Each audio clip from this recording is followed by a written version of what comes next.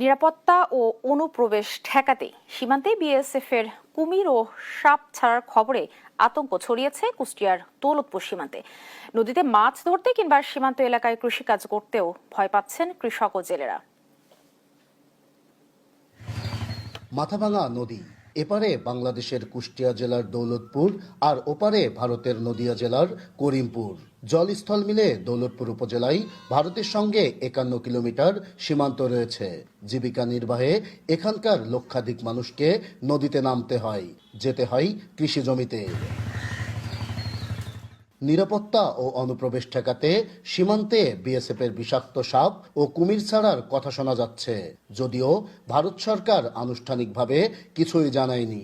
তারপরও এ খবরে আতঙ্ক ছড়িয়েছে কুষ্টিয়া জেলার দৌলতপুর সীমান্তে।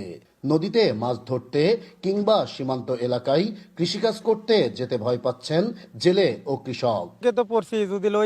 এলাকা থেকে সাপ কুমির এগুলো ছাড়ে, আমরা ছাল পালে থেকে শুরু করে কৃষি কাম করতে লাগলে সমস্যা হবে। কুমির যদি ছাড়ে, ঠিক আছে, আমরা জমিতে চাষ করব কিভাবে, আমরা চলবো কিভাবে, আমরা তো কাজ করে খাতে হবে। আমরা অনেক আতঙ্কের মধ্যে আছি, ভয় করে পানি স্পর্শ করতেছি না। নদীর পানি এখানে আরামের মতো কাজ করব, তাও করা হচ্ছে না। বিএসএফ এর এমন সিদ্ধান্ত বাস্তবায়ন হলে বাংলাদেশ ভারতের মধ্যে সম্পর্কের অবনতি হতে পারে বলে আশঙ্কা করছেন অপরাধ বিশেষজ্ঞ ও সচেতন নাগরিকরা।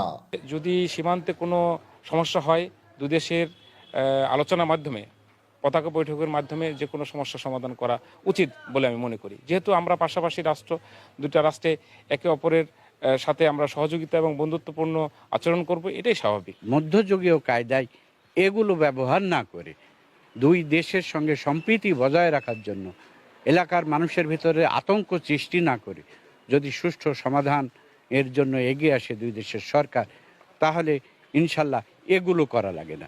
বিজিবি বলছে, সীমান্তে এখন পর্যন্ত এ ধরনের কোনো তৎপরতা নজরে আসেনি তাদের। তবে টহল ও নজরদারি বাড়িয়েছে তারা। আমরা যথেষ্ট পরিমাণে আমাদের টহল কার্যক্রম বলেন, গোয়েন্দা কার্যক্রম, আমাদের সার্ভেইলেন্স সবকিছুই অনেকাংশে বৃদ্ধি করেছি। আমরা বাস্তবিক অর্থে এই ধরনের কোনো তৎপরতা এখনো আমাদের চোখে ধরা পড়েনি, আমরা শুধু মিডিয়াতেই দেখেছি, বাট আমরা সতর্ক আছি। সীমান্তে নিরাপত্তার নামে অযৌক্তিক কর্মকাণ্ড বন্ধ করে দুদেশের যৌক্তিক কূটনৈতিক আলোচনার মাধ্যমে সমাধান হোক সীমান্তের নিরাপত্তা ব্যবস্থা, এমনটাই মনে করেন অপরাধ বিশেষজ্ঞরা। নাহিদ হাসান তিতাস, দেশ টিভি, কুষ্টিয়া।